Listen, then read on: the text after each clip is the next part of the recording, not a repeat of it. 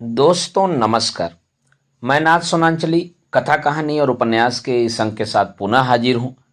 दोस्तों, इस समय आप लोग सुन रहे हैं उपन्यास चित्रलेखा, जिसे लिखा है भगवती चरण वर्मा जी ने।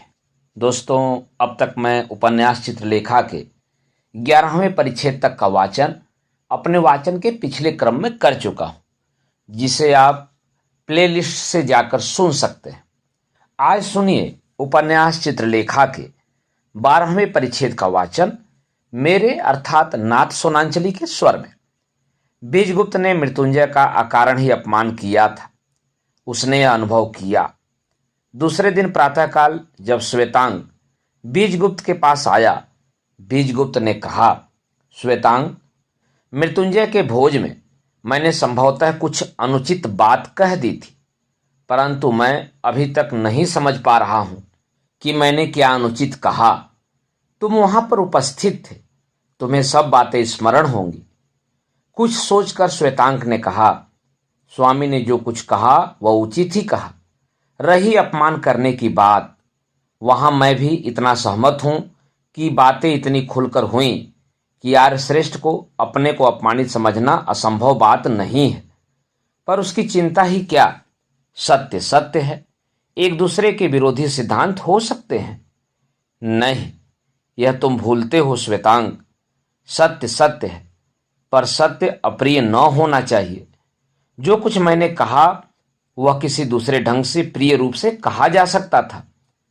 बीजगुप्त को मृत्युंजय के अपमान का अधिक ध्यान न था। उसे खेद था यशोधरा को उसकी बातों से अकारण ही दुख पहुंचाने का। उसकी दृष्टि के आगे यशोधरा का चित्र नाच रहा था। यशोधरा प्रेम करने की प्रतिमा थी। उसका भोलापन, उसकी प्रशांत तथा सुधा सिंचित आंखें, उसका लज्जा और तेज से विभूषित अति सुंदर मुखमंडल, यह सब रह रहकर बीजगुप्त के सामने नाच उठते थे। पर वह यशोधरा से प्रेम न कर सकता था, क्योंकि वह चित्रलेखा से प्रेम करता था। चित्रलेखा की मादकता यशोधरा में न थी। चित्रलेखा का हृदय यशोधरा में था या नहीं, इसका वह निर्णय कर सकता था। चित्रलेखा उसकी पत्नी न होते हुए भी पत्नी थी। नर्तकी होते हुए भी वह प्रेम कर सकती थी। धन के वास्ते नहीं, धन की चित्रलेखा के पास कमी न थी, केवल प्रेम के वास्ते। उसे वह रात याद हो आई जब चित्रलेखा से प्रथम बार उसका परिचय हुआ था। चित्रलेखा और यशोधरा में कोई समता न थी। चित्रलेखा ऊंची, बहुत ऊंची थी। वह आश्चर्य करने लगा कि वह यशोधरा के विषय में क्यों सोच रहा है। उसने श्वेतांग से कहा, श्वेतांग, मेरा कर्तव्य है कि अपने कटु शब्दों के लिए मृत्युंजय से क्षमा प्रार्थना करूं, जैसी स्वामी की इच्छा। पर मैं वहां नहीं जाना चाहता। बीजगुप्त यशोधरा को भूलना चाहता था। मैं एक पत्र देता हूं, उसे मृत्युंजय को दे देना, जैसी स्वामी की आज्ञा। बीजगुप्त ने मृत्युंजय को एक पत्र लिखा और वह पत्र श्वेतांग को दे दिया। श्वेतांग पत्र लेकर मृत्युंजय के यहां पहुंचा। प्रहरी से उसने पूछा, आर्यश्रेष्ठ भवन में ही हैं? प्रहरी ने कहा, वे कार्यवश कहीं गए हैं। क्या काम है? उनके लिए एक पत्र लाया हूं, मुझे पत्र दे दीजिए, मैं उन्हें दे दूंगा। नहीं, यह पत्र मैं केवल उन्हीं को दे सकता हूं। श्वेतांग किंचित रुका, या उनकी पुत्री यशोधरा को। श्वेतांग के मुख से अचानक यह वाक्य निकल पड़ा। प्रहरी ने यशोधरा को सूचना दी और उसने श्वेतांग को अतिथि भवन में ले जाकर बिठला दिया। थोड़ी देर बाद यशोधरा ने वहां प्रवेश किया। श्वेतांग उसके अभिवादन को उठ खड़ा हुआ। श्वेतांग को देखकर यशोधरा ने बैठते हुए कहा, कहिए, किस कारण आपने कष्ट उठाया है? सामंत बीजगुप्त ने आपके पिता के नाम एक पत्र दिया है। उसी के वाहक के रूप में मैं देवी के सम्मुख उपस्थित हूं। श्वेतांक ने बीजगुप्त को स्वामी न कहना उचित समझा। पिताजी आते ही होंगे। आपको संभवतः अभी प्रतीक्षा में कुछ कष्ट होगा। यशोधरा की बड़ी बड़ी आंखें श्वेतांक की आंखों से मिलीं, पर उनमें संकोच न था। श्वेतांक कह उठा, पाटलिपुत्र की सर्वश्रेष्ठ सुंदरी देवी की उपस्थिति में बैठने में किसे कष्ट हो सकता है? यशोधरा इस प्रकार की भाषा सुनने की अभ्यस्त न थी।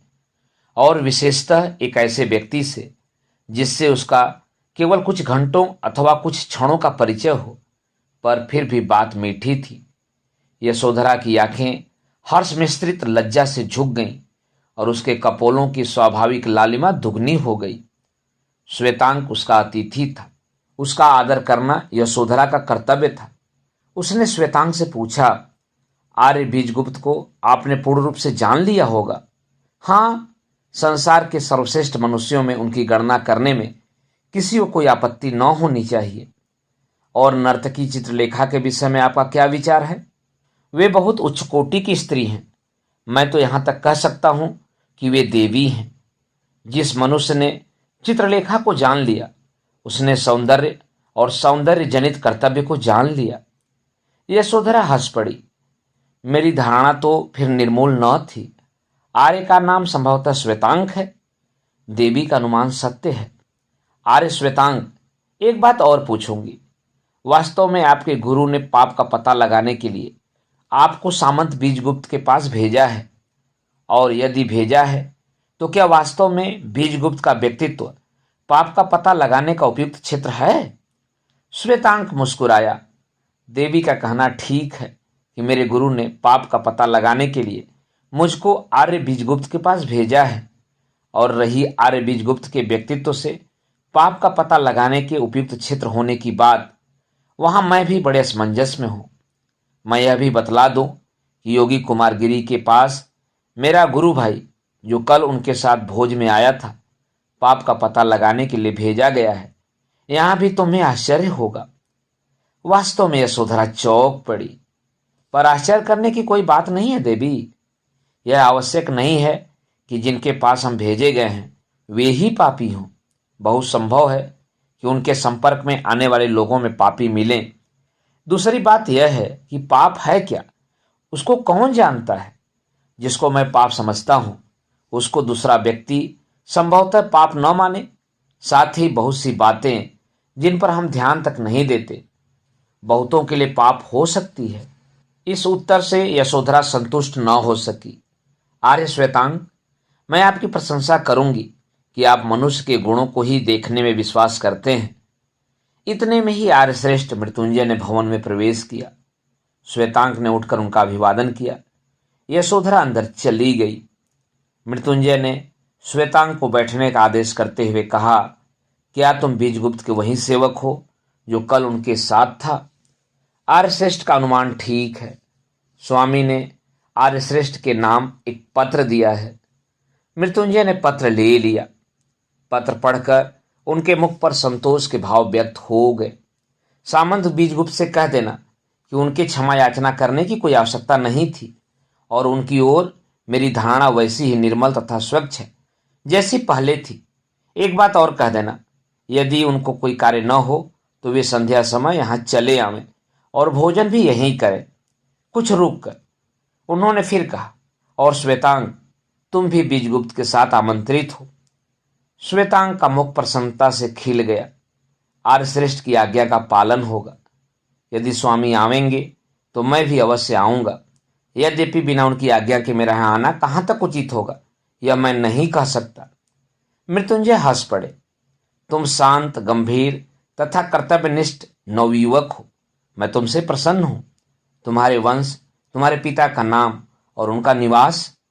मैं सूर्यवंशी हूं। मेरे पिता का नाम विश्वपति है तथा उनका निवास कौशल प्रदेश है। तुम्हारे पिता का नाम विश्वपति है और उनका निवास कौशल है? क्या उन्होंने काशी में शिक्षा पाई थी? आर्यश्रेष्ठ ठीक कहते हैं। कितने आश्चर्य की बात है। विश्वपति मेरे गुरु भाई हैं। तुम्हारा स्वागत है। तुम मेरे पुत्र के समान हो। अपने पिता और मृत्युंजय के इस परिचय पर श्वेतांग को कितनी प्रसन्नता हुई यह नहीं कहा जा सकता। श्वेतांग के हृदय में एक प्रकार की आशा उत्पन्न हो गई।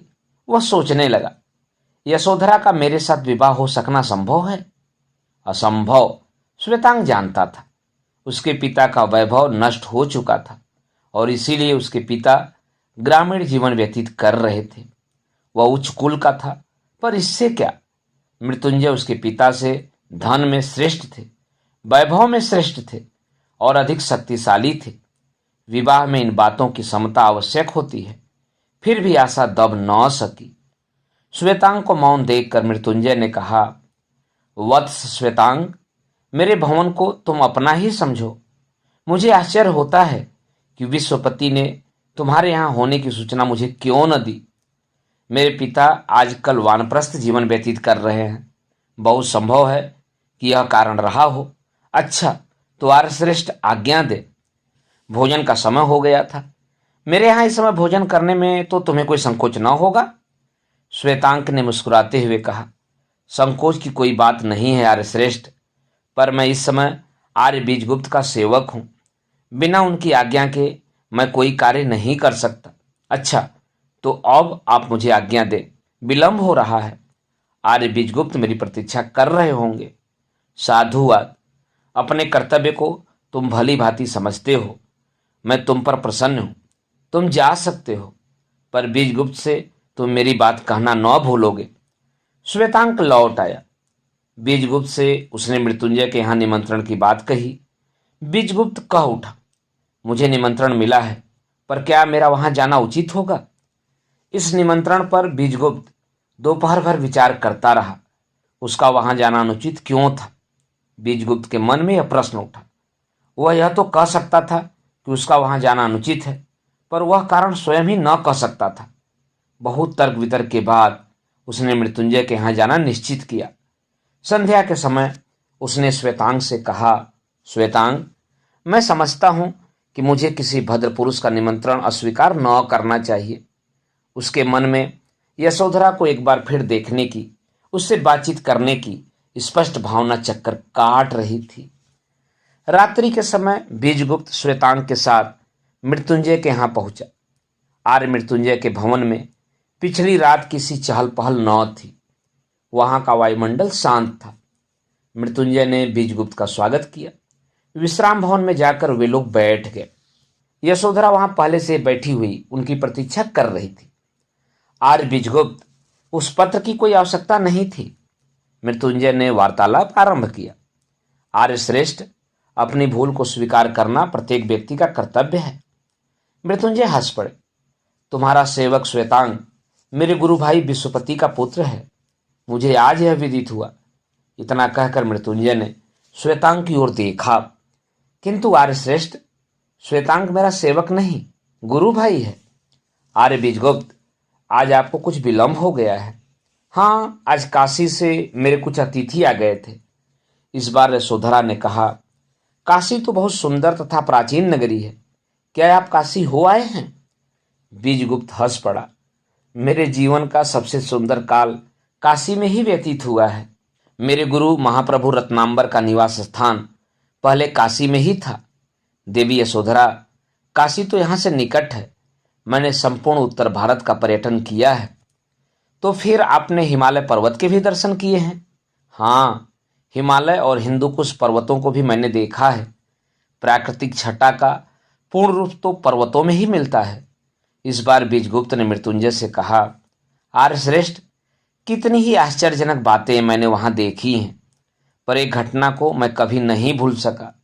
उसे सुनकर दांतों तले उंगली दबानी पड़ती है। यशोधरा ने कौतूहल से पूछा, क्या आप उस घटना को सुना सकते हैं? अवश्य। बीजगुप्त ने आरंभ किया। कोई 10 वर्ष की बात है। उन दिनों में विद्यार्थी था। महाप्रभु रत्नांबर के साथ मैं देश यात्रा को निकला।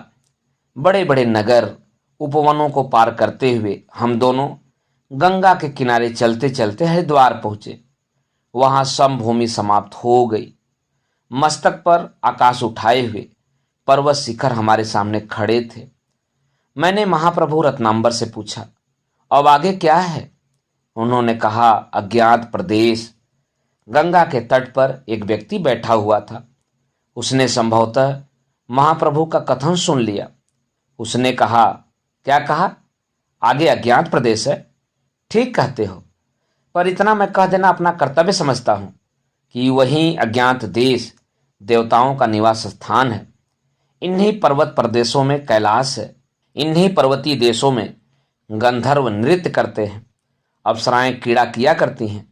उस व्यक्ति की बात सुनकर महाप्रभु के मुख पर अविश्वास की मुस्कान झलक उठी, पर अनुभव रहित युवा की कल्पना और विश्वास को न अपना सकी। मैंने कहा, बहुत संभव है ऐसा ही हो महाप्रभु। इन पर्वतों पर चढ़कर उस पर्वत प्रदेश में चलने में क्या कोई आपत्ति है? नहीं, यदि तुम चलना चाहते हो तो मैं प्रस्तुत हूं।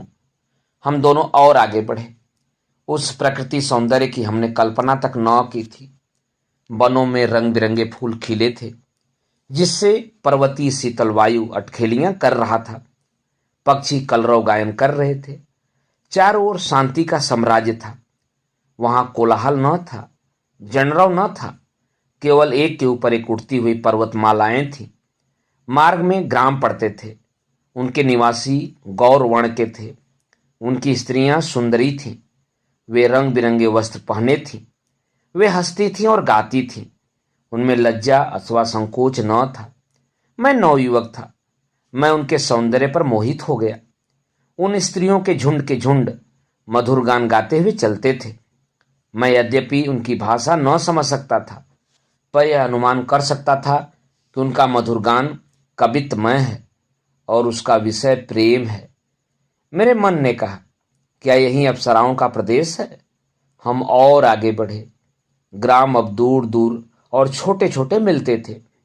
शीत अधिक तीव्र हो गया था और फूल फल भी कम मिलने लगे थे। एक प्रातः हमने सामने दूर पर एक सोने का पहाड़ देखा।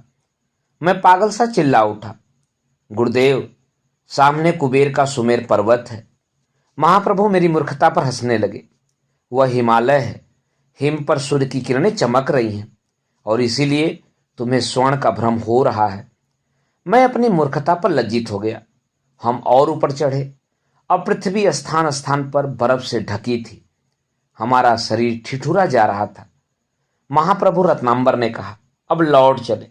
पर मैंने साहस किया, नहीं महाप्रभु, उस हिम से ढके हुए पर्वत के नीचे तक तो चले ही।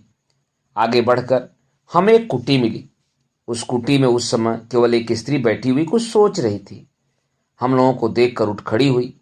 उसने कहा, अतिथियों का स्वागत है। महाप्रभु ने उस स्त्री को बड़े ध्यान से देखा।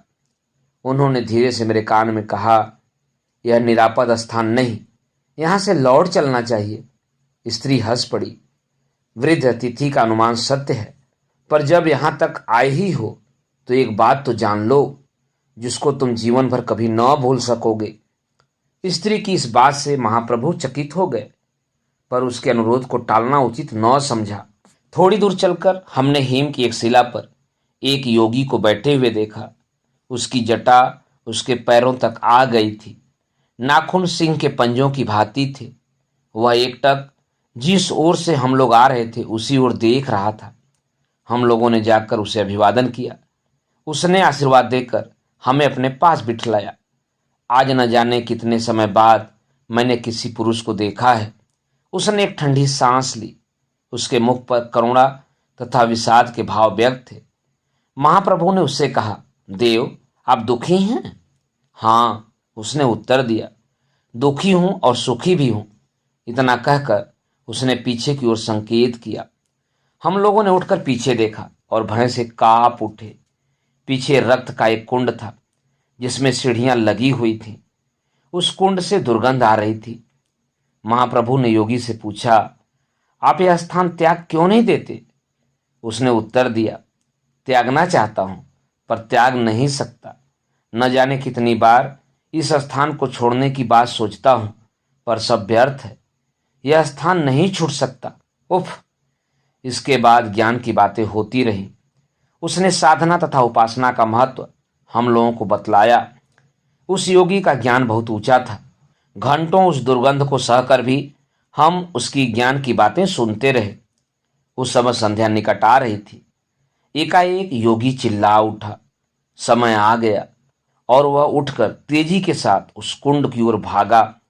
हम लोग भी उसके पीछे दौड़े। केवल कौतूहलवश योगी पागल सा उस कुंड में कूद पड़ा। आश्चर्य की बात, उस कुंड में उस समय रक्त के स्थान पर स्वच्छ तथा निर्मल जल था। उसके वे नारकी जंतु सुंदर कमल दलों में परिणित हो गए थे। हम लोग अवाक रह गए। साथ ही हमने देखा कि उस कुंड में योगी के साथ एक स्त्री भी थी, और वह स्त्री वही थी जिसको हमने कुटी में देखा था। वे दोनों केली कर रहे थे। स्त्री हंस रही थी। उसने पुकार कर हम लोगों से कहा, मूर्खों, खड़े खड़े क्या देख रहे हो? आओ यहाँ स्नान करो और जीवन का सुख भोगो। मेरे मन में इच्छा हुई कि स्नान करूं और मैं अपने वस्त्र उतारने लगा, पर महाप्रभु ने मेरा हाथ पकड़कर जोर से खींचा। न जाने उनमें कितना बल था कि लाख विरोध करने पर भी मैं अपने को मुक्त न कर सका। वे मुझे खींचकर ले चले। उस समय वे चल रहे थे, दौड़ रहे थे। कुटी को पार करते हुए हम लोग पुराने मार्ग से लौट आए। महाप्रभु ने मुझसे बाद में कहा, वस, परमेश्वर को धन्यवाद दो कि हम लोग बच आए। उस दिन से कई वर्षों तक मेरे सामने उस स्त्री का चित्र नाचता रहा। यशोधरा ने पूछा, इसका रहस्य भी क्या कभी महाप्रभु ने आपको बतलाया? नहीं, महाप्रभु ने केवल इतना ही कहा, संसार में कई ऐसी बातें हैं जो समझ में नहीं आ सकती। उनमें एक वह भी थी। इसके बाद सब लोग भोजन गृह में गए। आज यशोधरा के एक ओर बीजगुप्त तथा दूसरी ओर श्वेतांग था। भोजन करते हुए यशोधरा ने बीजगुप्त से कहा, आर्य, आपकी कहानी अपूर्व है। उसको सुनकर मेरे हृदय में न जाने कैसी हलचल मच गई। मैं भी चाहती हूं कि मैं ऐसी आश्चर्यजनक चीज देख पाती। बीजगुप्त ने हंसते हुए कहा, देवी, मनुष्य अनुभव प्राप्त नहीं करता, परिस्थितियां मनुष्य को अनुभव प्राप्त कराती हैं। श्वेतांग यशोधरा से बात करने का अवसर ढूंढ रहा था। देवी अनुभव प्राप्त करने के लिए अभी समस्त जीवन पड़ा है। यशोधरा के मुख पर एक विचित्र प्रकार का भाव अंकित था। संभवतः पर किसी के इस छोटे से जीवन का प्रत्येक क्षण कितना मूल्यवान है। इस जीवन के इन क्षणों का व्यर्थ जाना क्या बुरा नहीं है? बीजगुप्त हंस पड़ा। हमारे प्रत्येक कार्य में अदृश्य का हाथ है। उसकी इच्छा ही सब कुछ है। और संसार में इस समय दो मत हैं। एक जीवन को हलचलमय करता है, दूसरा जीवन को शांति का केंद्र बनाना चाहता है। दोनों ओर के तर्क यथेष्ट सुंदर हैं। यह निर्णय करना कि कौन सत्य है बड़ा कठिन कार्य है। श्वेतांग यह देख रहा था कि वह यशोधरा पर अपने व्यक्तित्व का इतना सुंदर प्रभाव नहीं डाल सकता था जितना बीजगुप्त। उसने एक बार फिर साहस किया, देवी यशोधरा, मनुष्य को सुखी और संतुष्ट जीवन की आवश्यकता होते हुए भी उसमें हलचल का पुट होना ही चाहिए। प्रेम मनुष्य का निर्धारित लक्ष्य है। कंपन और कंपन में सुख, प्यास और तृप्ति, प्रेम का क्षेत्र यही है। जीवन में प्रेम प्रधान है। जीवन में आवश्यक है एक दूसरे की आत्मा को अच्छी तरह से जान लेना, एक दूसरे से प्रगाढ़ सहानुभूति और एक दूसरे के अस्तित्व को एक कर देना ही प्रेम है। जीवन का सर्वसुंदर लक्ष्य है। यशोधरा ने श्वेतांग को देखा। उसकी आंखें श्वेतांग की आंखों से मिल गईं। श्वेतांग का सारा शरीर पुलक उठा। कितनी देर तक यशोधरा श्वेतांग को देखती रही यह नहीं कहा जा सकता, पर श्वेतांग के लिए वे थोड़े से क्षण कितने मादक थे। बीजगुप्त हंस पड़ा। यही जीवन है, उसने धीरे से कहा। यशोधरा की दृष्टि एकाएक श्वेतांग पर से हट गई। उसका मुख पीला न पड़कर लाल हो गया। श्वेतांग ने घबराकर आंखें नीची कर ली। दोस्तों, अभी आप सुन रहे थे भगवती चरण वर्मा के लिखे गए उपन्यास चित्रलेखा के 12वें परिच्छेद का वाचन मेरे अर्थात नाथ सोनांचली के स्वर में। दोस्तों, इस उपन्यास के आगे के परिच्छेदों का वाचन आप मेरे वाचन के अगले क्रम में सुन सकते हैं। दोस्तों, आप पूरे उपन्यास को सुनने के लिए प्लेलिस्ट में चित्रलेखा को ओपन कीजिए। धन्यवाद। नमस्कार।